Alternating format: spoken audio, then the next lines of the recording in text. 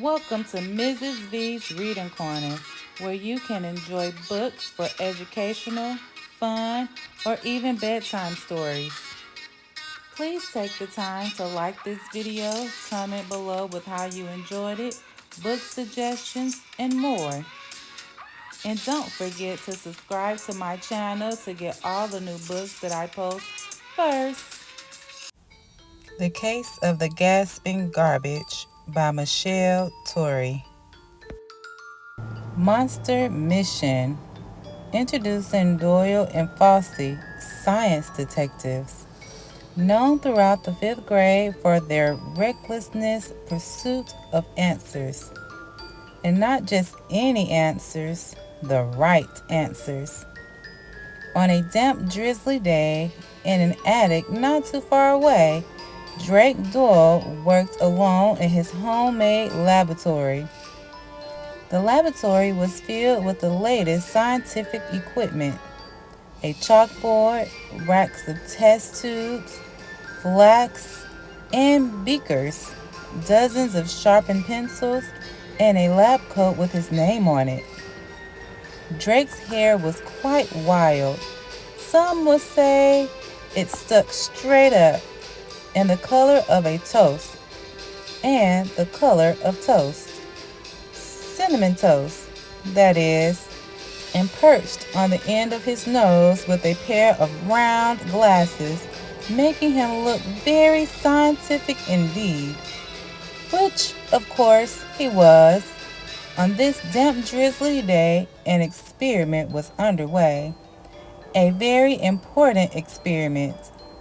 The solution in the test tube fizzed and popped. Drake Doyle glanced at his watch, then scribbled the results in his lab notebook. Drake slapped his notebook shut. Serious scientists always slap their notebooks shut. He shoved his pencil behind his ear just as the phone rang. "Doyle and Fossey?" he answered, speaking in his best scientific voice. Nell Fossey was Drake's lab partner. They were in business together. Serious business. Their business card read, "Doyle and Fossey, Science Detectives. Call us anytime, 555-7822. Hurry, hurry, it's a major emergency," someone screamed on the other end of the phone. "There's a monster in my garbage can." Drake pushed his glasses with his finger. Obviously, this was an important phone call. Very important. And important phone calls were more important than very important experiments. He set his test tubes aside. "Who is this?" he asked. "Gabby Tailberg," she squeaked. "Hurry, hurry." "Oh, hi, Gabby." Gabby Talberg was in Drake's fifth grade class at school. She was a nice girl, even if she did talk too much. "Now, calm down and speak slowly. What seems to be the problem?" "Speak slowly? Are you nuts?" "I said there's a huge, giant, blood-sucking monster in my garbage can, and it's growing bigger and bigger every second, and I'm alone in the house, and it's going to gobble me up, and I don't want to be someone's dinner." Gabby gasped for breath. Drake was excited.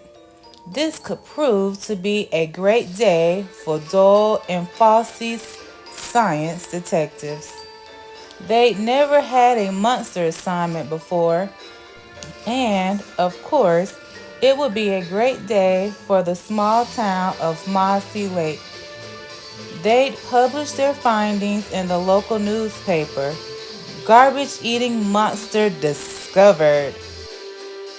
Mossy Lake's garbage problem solved."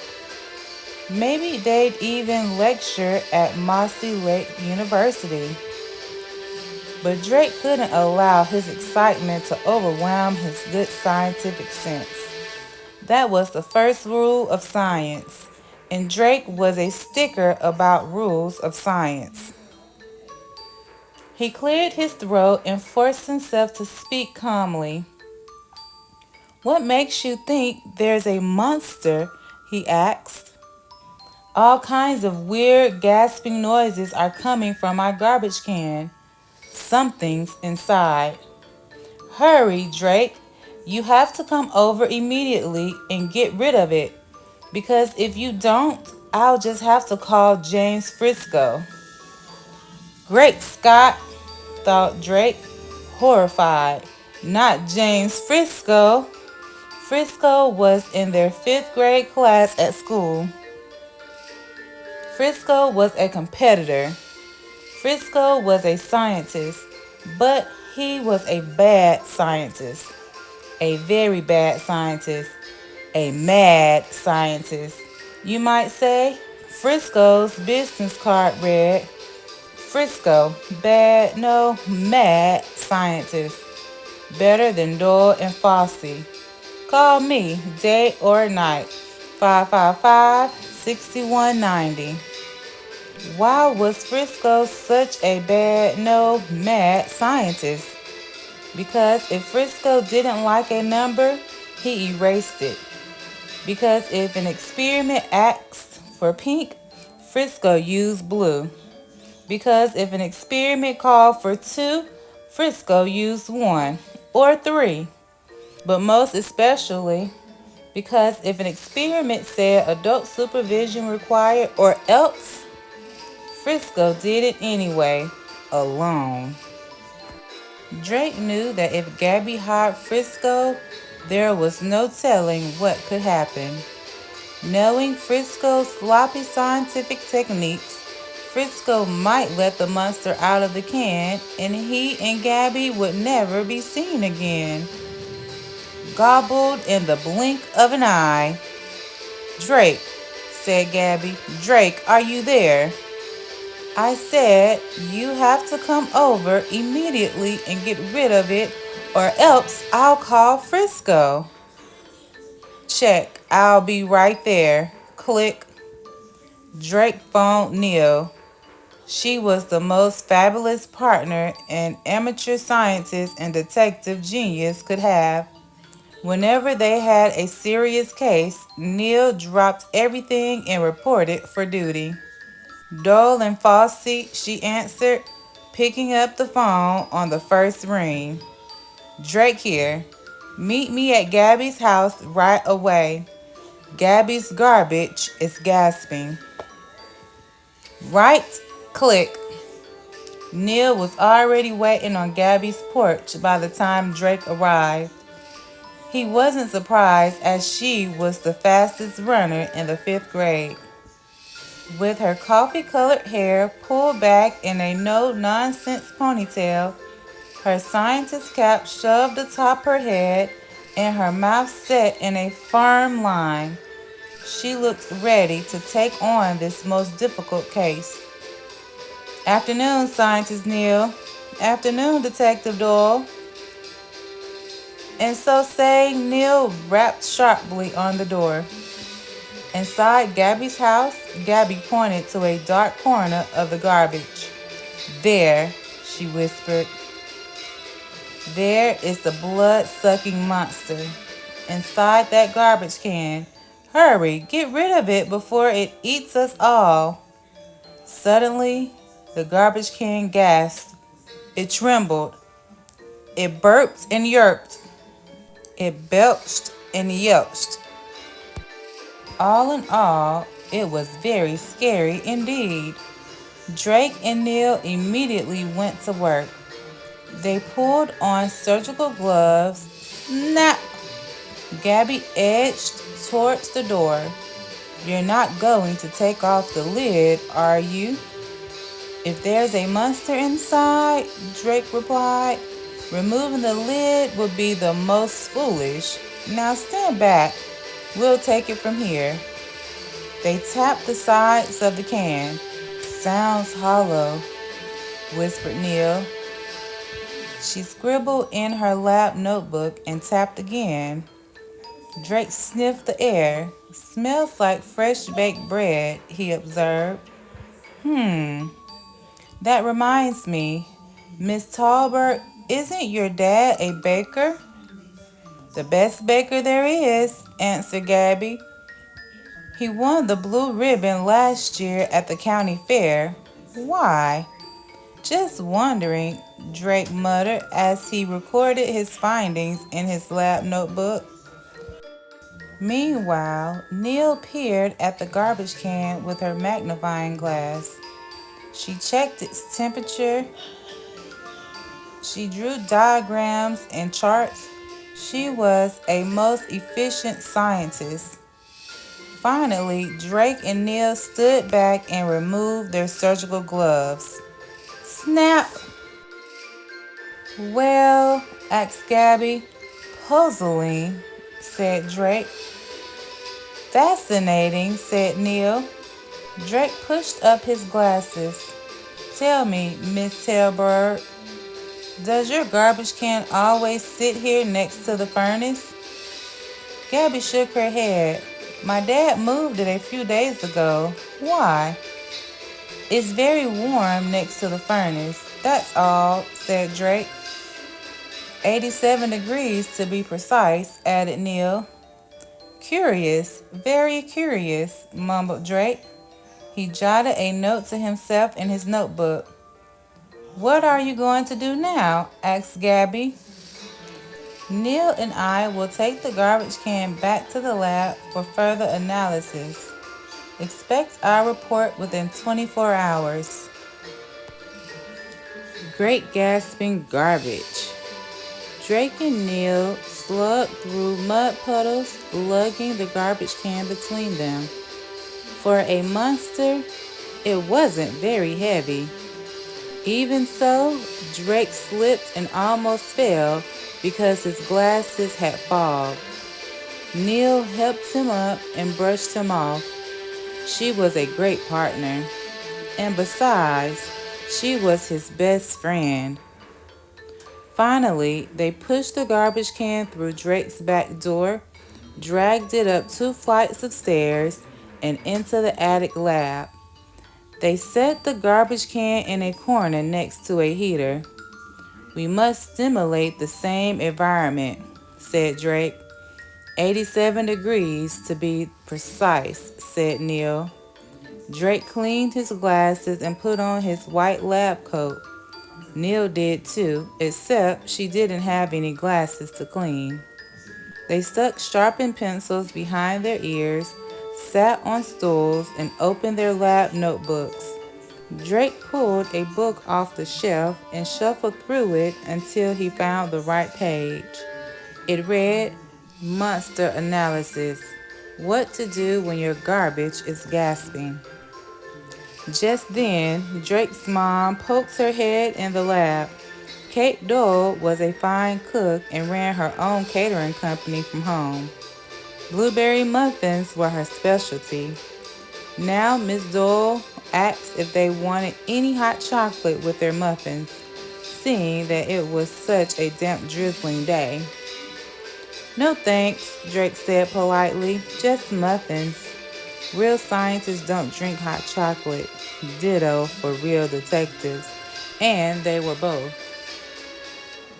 Let's go over the facts again, said Neil. Drake nodded. Just the facts, ma'am. Together they pored over the observations. After a while, Drake's dad stuck his head in the lab. Sam Doyle owned a science equipment and supply company. He regularly brought home used equipment for the lab. Computers, microscopes, telescopes, glassware, Bunsen burners, even an old sink that he plunged with hot and cold water. If either Drake or Neil needed equipment, Mr. Doyle was the man. Now Mr. Doyle glanced at the rumbling garbage can and told them to be careful. We will, said Drake and Neil. Mr. Dole rolled his eyes and closed the door. What's he think we're going to do? Asked Drake. Blow up the lab? You did last time, reminded Neil. That's besides the point. Now, where were we? Yes, based on our observations, scientist Neil, I have formulated a hypothesis. All through the evening they worked. Later, Mrs. Doyle brought them tomato soup and grilled cheese sandwiches with a pickle on the side. Mrs. Doyle always cooked from her vegetarian menu whenever Neil was around, because Neil was a vegetarian. Drake and Neil washed their hands and sat at Drake's desk, knowing they should never eat or drink while conducting experiments. They were top-notch scientists. After supper, Neil called her mother and asked if she could stay extra late, given that there was no school tomorrow and that they were swamped with experiments and under a deadline. Ann Fossey was a biology professor at Mossy Lake University. Her specialty was wildlife biology. Goodness gracious, sakes alive, exclaimed Professor Fossey. Sounds like you're a busy scientist. Now, don't you worry about a thing, my dear. I'll be sure to feed your rats and lizards. And don't forget my snakes and bugs. Of course, dear, said Professor Fossey. I'll leave the light on for you. Finally, after midnight, they had their answer. In the morning, Neil hurried back to Drake's house. They called Gabby first thing. Meet us in the lab, said Neil. We've discovered the identity of the monster. After Gabby arrived, Drake paced the floor while Neil sat on a stool. You see, Miss Tailberg, Drake was saying, it's really quite simple, Neil. Thank you, Detective Doyle. First of all, said Neil, the garbage can sounded hollow when we tapped on it. Second, the garbage can wasn't too heavy. You see, Miss Tallbird, said Drake, most monsters are quite heavy. In addition, added Neil, the garbage can was stored in a very warm environment. We copied that environment in our lab by setting the can next to the heater and checking its temperature. But most important, the garbage can smelled like bread. Remember your dad is a baker, said Drake. The best baker around, to be exact.